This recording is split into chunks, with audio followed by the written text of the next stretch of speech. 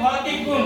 धातु के भौतिक गुण को जानने के लिए सबसे अच्छा टेक्निक है मेटल्स वर्ड। मेटल्स वर्ड में कितने वर्ड है? 1 2 3 4 5 6 वर्ड से आसानी से इसके भौतिक गुण को हम लोग जानेंगे। तो सबसे पहला पॉइंट है एम। एम से मैलिएबल। मैलिएबल का मतलब होता है आघात बल।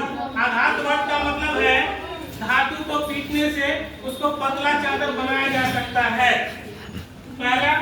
दूसरा पॉइंट है ई। ई मतलब इलेक्ट्रिकल कंडक्टिविटी का मतलब हिंदी है विद्युत चालकता। मतलब जो भी धातु है वो विद्युत के सुचालक होते हैं। जितने भी धातु विद्युत के क्या होते हैं? सुचालक होते हैं। तीसरा पॉइंट है थर्मल कंडक्टिविटी। इसका है उष्मा चालकता। उष्मा चालकता। उष्मा चालकता का मतलब है एक लोहे का रॉड है, सपोज करो एक छोटा सा प्रयोग से इसको हम लोग जानेंगे। एक लोहे का रॉड ले लेंगे। एक लोहे का रॉड लेने के बाद उसमें मोम से पिन को साट देंगे। मोम से पिन को साट दिया गया है और एक तरफ गर्म करेंगे। इसको बर्नर से गर्म किया जा रहा है। जैसे गर्म करेंगे तो क्या होगा? मोम पिघलेगा और पिन जो है नीचे गिर जाएगा। इस प्रयोग से पता चलता है कि उष्मा का चालन, जितने भी धातु हैं उसमें उष्मा का चालन होता है इस प्रयोग से। लोहे का चौथा पॉइंट है ए का मतलब एलॉय फॉर्मेशन। Alloy formation